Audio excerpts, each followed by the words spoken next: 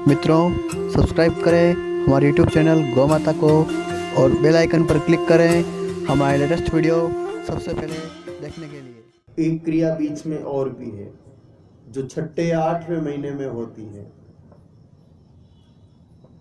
गोद भराई। गोद भराई के दिन जिसके गर्भ में संतान है उसको उत्तम गौमूत्र मिले हुए जल से स्नान कराएं। स्नान कराने के बाद उसको गौ दर्शन कराएं। उसके गर्भ स्थल पर, गर्भ पर गाय माता की पूंछ से जाड़ा दें। और विशेष रूप से ध्यान रखें कि गोद भराई मंगलवार या गुरुवार को हो, नंदा पूर्णा या जया संयुक्त तिथियां हो, एकम, छठ, 11, पांचम, दशम, तीज, अष्टमी या बारस, ये तिथियां होनी चाहिए।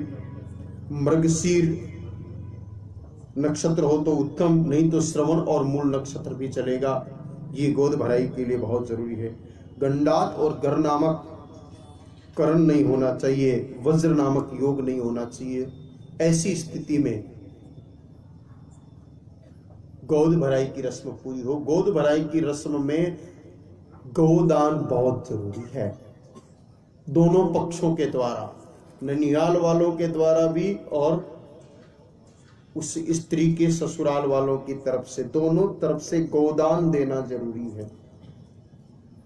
गोद भराई की रस्म में आप हजारों रुपए खर्च कर देते हो, उन लोगों को सीमंतक संस्कार मारवाड़ में भी होता है ना ये रस्म, तो कि नहीं होती है? इधर होती है। थोड़ा सिर कम हिला आपका, इसलिए पूछना पड़ा। गोदान, अच्छा, गोदान का नाम सुनते ही सन्नाटा आ गया होगा कि ये लफड़ा क्यों कर रहे हो आप। गोद भराई में ये बहुत जरूरी है। शास्त्रों में वर्णन है कि जब गोद भराई की जाए उस समय दोनों पक्ष के द्वारा गोदान देना चाहिए। गाय माता देनी चाहिए। किसको? गो प्रेमी निर्लोभी, दान लेने में शर्म करता हो ऐसे ब्राह्मण को। जो मांगता हो उसे नहीं देना चाहिए। स्पष्ट लिखा है कि गोदान किसे करे? निर्लोभी हो, जो गाय माता को बेचे नहीं, घर में रखे, जो गाय माता की सेवा भी करे। और सबसे बड़ी बात ये कि लेने में संकोच करता हो कि नहीं नहीं मेरे को नहीं चाहिए, ऐसे ब्राह्मण को गोदान करना चाहिए। और गोदान भी कैसे? निर्वाह योग्य धन सहित। वो गाय माता जब तक जीवित रहे तब तक खाए उतना चारा या उतना पैसा देना चाहिए। केवल गाय माता दे देने से भी गोदान नहीं कहलाता है। कुछ लोग तो 500 रुपया दे देते हैं पंडित जी को, ये गोदान का पकड़ो, 500 रुपया में थाके 5 दिन रो भोजन ही को नहीं आवे तो जीवन भर रो गोदान कट्ठा सो गयो भाई। अब कुछ लोग कहते हैं साहब आजकल के ब्राह्मण देवता तो गाय माता लेते नहीं है, क्या करें महाराज? तो गोदान का दूसरा तरीका है कि गाय माता की जितनी कीमत हो, देखो शास्त्रों में गुड़ धेनु का विधान आता है। गुड़ धेनु, गुड़ धेनु का मतलब गुड़ की गाय की जितनी कीमत गाय माता की हो उतनी कीमत का गुड़ खरीदो।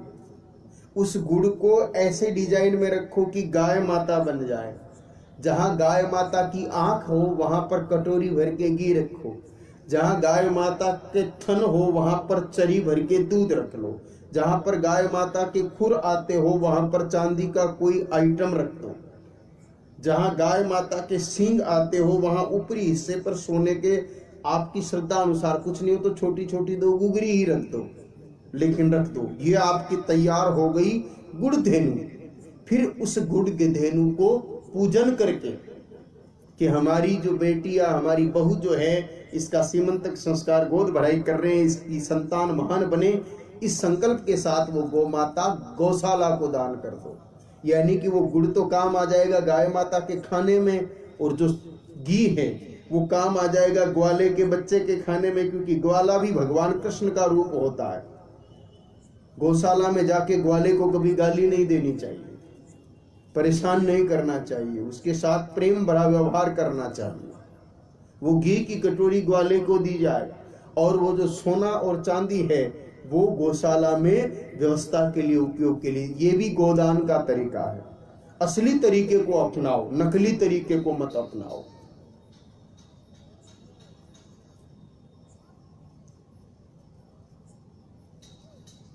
तो गोदान बहुत जरूरी है गोद भराई में। तो इन विधि से अगर आप 9 महीने पूरे करते हैं तो आपको उत्तम संतान की प्राप्ति होगी। सज्जनों माताओं, 9 महीने पूरे हो गए। अब यहाँ एक बहुत बड़ी बात है जिसको खूब सावधानी से सुनना, कि जैसे 9 महीने पूरे हुए आपकी बिटिया के पेट में दर्द शुरू हुआ।